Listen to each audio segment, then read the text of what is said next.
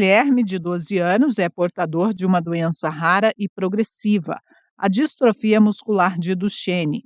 A doença foi descoberta quando ele tinha 7 anos. Ela causa fraqueza muscular. Eles têm uma falta de uma proteína no músculo, que é a distrofina. Isso faz com que os músculos não fiquem fortes e ele acaba com o tempo enfraquecendo. E aí, em alguns casos, prejudica a parte cardíaca, respiratória, toda a parte muscular. E o principal sintoma é a panturrilha bem definida e inchada, né? Que é que faz ele começar a andar na ponta do pé também. Para que o filho tenha mais qualidade de vida, o cuidado com a saúde é constante.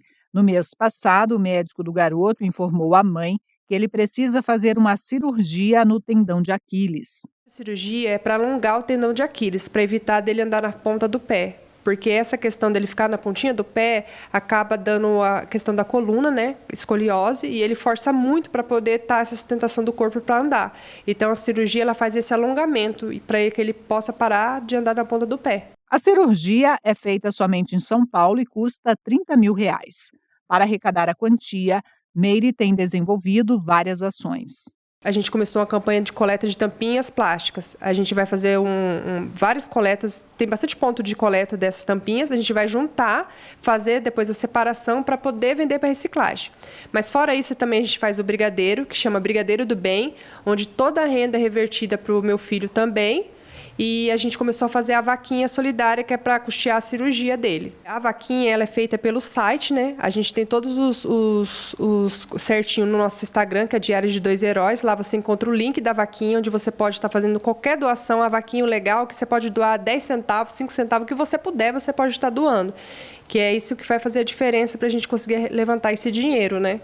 Porque o valor não é baixo. R$ 30 mil hoje em dia é um valor bem pesadinho, né? Mas assim, a gente vai fazer de tudo, todas essas ações, campanhas. A gente também está querendo promover também um bingo também, se Deus quiser vai dar certo. Tudo para levantar o dinheiro para fazer essa cirurgia. Nas fotografias e notícias de jornais, um pouco da história da dona Neuza. Esta ex-caminhoneira que guarda na memória a paixão pelo volante e pela estrada. Capítulo que começou a ser escrito quando ela tinha apenas 11 anos. Eu tirava ele de ré da garagem e seguia o carreador até onde eu tinha coragem, que era plano. Aí voltava, guardava e pegava o rastelo e rastelava o rastro para o papai não ver. Mamãe sabia, mas não falava. Com aptidão para o volante, ela fez do talento uma profissão que lhe possibilitou criar o filho e cuidar da família. Aí tirei carteira, trabalhei em autoescola, depois comprei um táxi, fui assaltada, já fiquei com medo, e assim foi, vendi, comprei um caminhão e continuei trabalhando, e daí vendi o caminhão, o entrevisto financeiro, e vim para cá, para Campo Grande, na época era Mato Grosso, arrumei emprego de motorista de caminhão, mas não era nem registrada. Puxava gás de Paulínia para cá, daqui para Cuiabá. Aí foi assim, aí arrumei um emprego bom, transportadora Jacuí. Trabalhei 11 anos e 10 meses, tenho a carta de apresentação aí. E lá em São Paulo a senhora era muito conhecida e tinha até o apelido de Maria Gasolina. Por quê? Porque eu gostava de correr e eu participei de uma corrida e na hora que chegou no palanque, o carro afogou. E eu tinha já chegado, né? E aí vai ver, o carro tinha acabado a gasolina. E aí me apelidaram de Maria Gasolina. A dona Neuza só deixou a estrada porque foi assaltada. Fiquei uma noite no cativeiro com um cadáver de um caminhoneiro e voltei a trabalhar depois que o dono da JV, o seu Vanderlei, recebeu o seguro, mas eu não tive condições porque eu não conseguia dormir. Parecia que o ladrão estava ali me cuidando. Trabalhei 11 meses e aposentei por invalidez, porque também deu perca de memória do susto. Mas hoje eu estou bem, graças a Deus. E a dona Neuza não foi só motorista de caminhão. Em 1995, ela foi a primeira motorista mulher aqui de Campo Grande. Mas antes, dona Neuza, a senhora já havia sido motorista lá no estado de São Paulo de ônibus? Em 1975, eu trabalhei 8 meses na empresa Silva, fazendo Marília a Garça, de motorista mesmo, carregando todo tipo de passageiro. Morava nas roças ali e parava, chovendo, sol, tudo. Lá era até gostoso, mas aqui, circular, nunca mais. É difícil. Os desafios foram muitos. Um dos desafios muito difícil que era para mim, que sou mulher, era achar um banheiro adequado para tomar banho. Já teve, na época, de eu pedir para o frentista, quando eu via que era de respeito, ficar cuidando a porta do banheiro para mim tomar banho, porque já aconteceu de eu sair molhada, vestida, correndo atrás de motorista com faca, porque me buraqueando no banheiro. Dá saudade desse tempo? Nem fala, a saudade me mata. Nossa Senhora.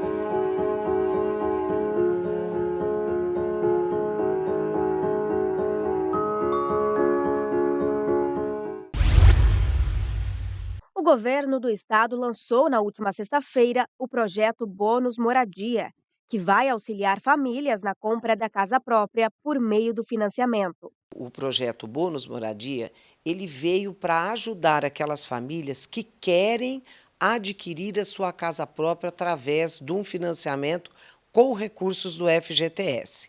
Então, o Bônus Moradia, ele vai ajudar na entrada, que toda família que vai comprar um financiamento, o banco ele financia no máximo 80% do valor do imóvel. Então, fica faltando aqueles 20%, e hoje em dia, as famílias elas estão sem capacidade de poupança, não tem aquele dinheirinho guardado. E então, o projeto do governo visa exatamente facilitar o acesso à casa própria financiada. O programa só vai beneficiar as famílias que atenderem os critérios estipulados para a compra da unidade habitacional. A família não pode ter imóvel, não pode ter outro imóvel, não pode já ter tido um benefício habitacional em outro programa e também estar enquadrada na renda entre R$ 1.500 e R$ 6.500.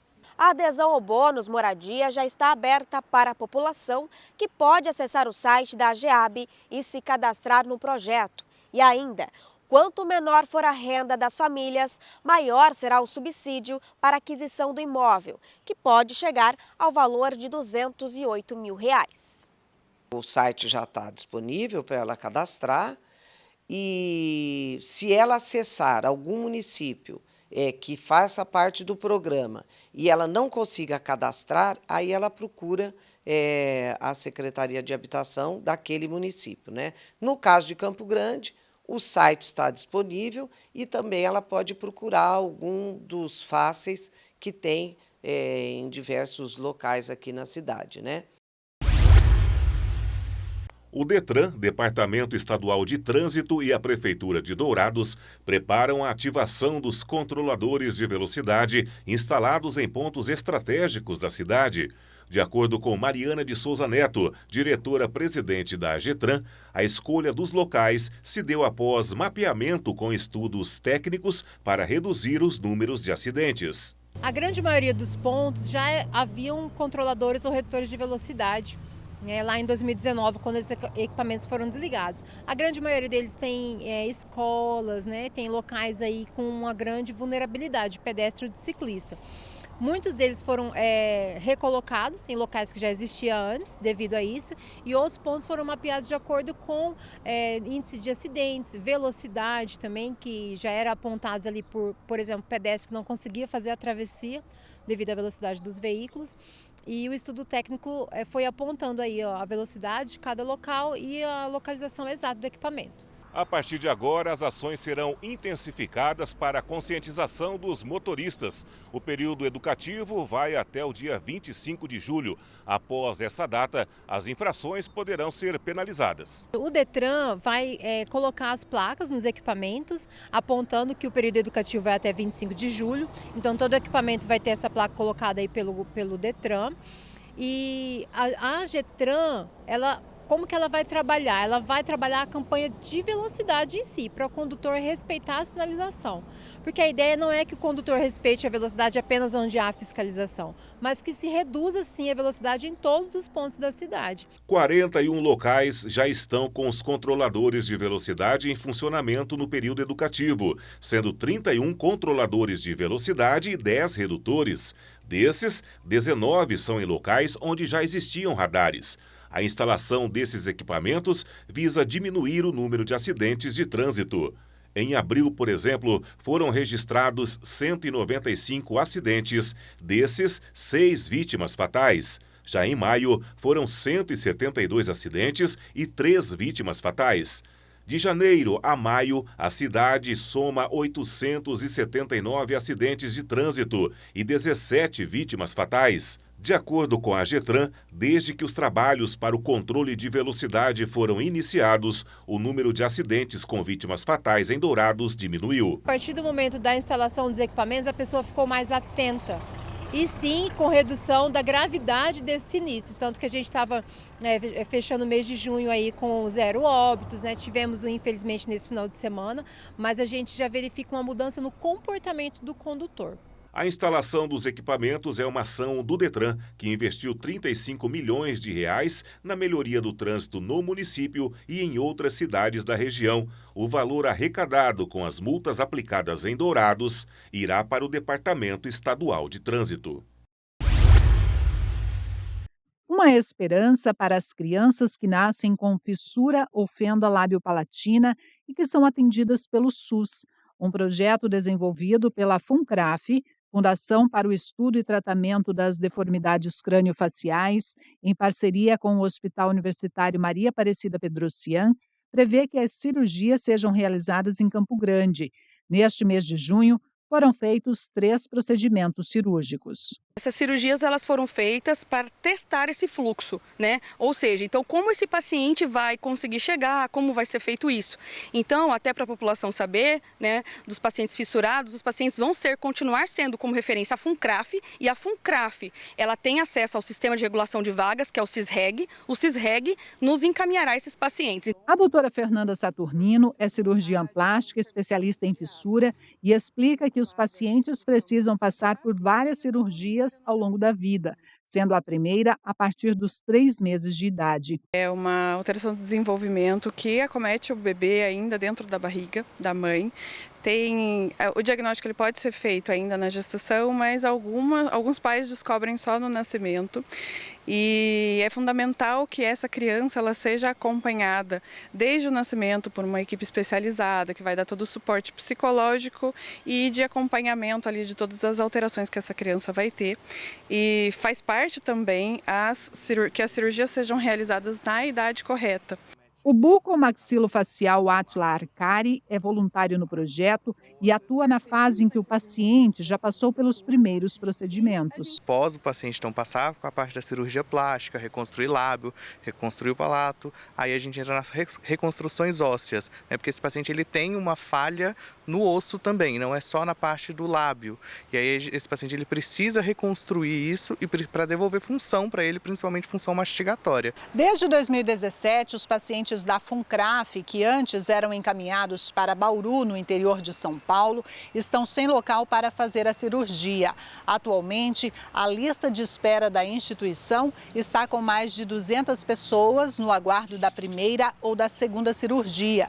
E a expectativa é que a partir de setembro, quando o projeto começa a funcionar definitivamente, sejam realizados em torno de 8 procedimentos cirúrgicos mês. Hoje a FUNCRAF, ela tem um vínculo com uma instituição não governamental, uma ONG chamada Smile Train. Essa instituição, ela é que subsidia com um valor ainda que é irrisório, né, simbólico, né, e mantém o mínimo para a realização dessas cirurgias. Todavia, né, o governo do estado, né, o nosso município precisa olhar isso de uma forma bem carinhosa do ponto de vista financeiro, porque precisamos de ajuda, né, para que os fluxos sejam bem estabelecidos, né, para que não falte os materiais necessários para a doutora Fernanda operar.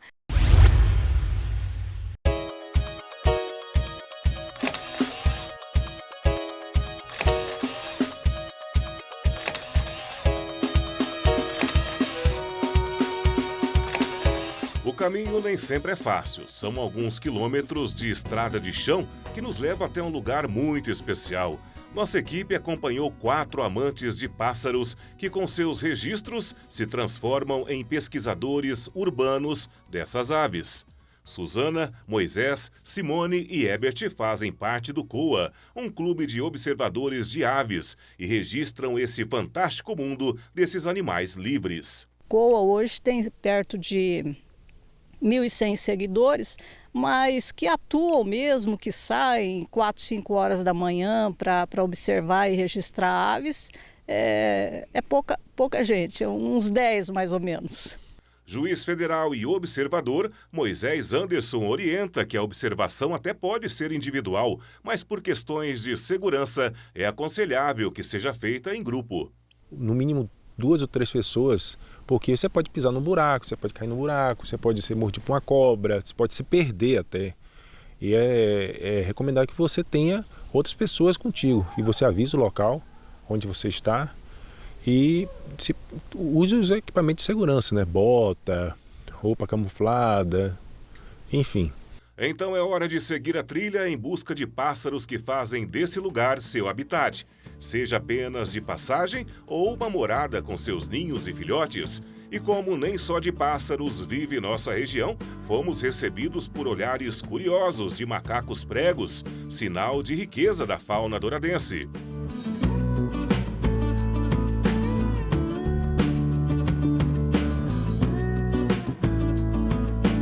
Para auxiliar no encontro de algumas espécies, uma pequena caixa de som com diversos cantos de pássaros é usada para atrair as aves. O uso desse equipamento deve ser com moderação, de acordo com as recomendações do Código de Ética dos Observadores de Aves. A gente pareia uma caixa de Bluetooth com sons pré-definidos no celular, que aí o pássaro ouve a espécie, ouve o barulho, né, de várias espécies e procura saber do que está se tratando no território. Atualmente, Dourados tem 257 espécies catalogadas no Wikiaves, uma plataforma digital para observadores de todo o país. Ao todo, 45 mil usuários enviam seus registros por fotos ou vídeos que servem para pesquisadores de vários setores. Diversas espécies foram fotografadas, mas a equipe gostaria de repetir o feito de registrar a presença da coruja murucututu, espécie rara e difícil de ser avistada devido ao desmatamento. A ave foi vista em uma área de vegetação particular pela primeira vez e registrada por Moisés. No dia, nós estávamos procurando outras espécies, não a coruja murucututu, e terminamos encontrando ela. Ela é rara porque ela vive muito pouco, 7 a 8 anos, e ela reproduz, é muito territorialista, né? Só tem macho e fêmea numa área. E ela, por isso que ela é ameaçada, né? Corre risco de extinção. É claro que, como todos os bons observadores e pesquisadores, uma espécie em particular é aguardada com expectativa para realizar o registro. Temos procurado a juruva.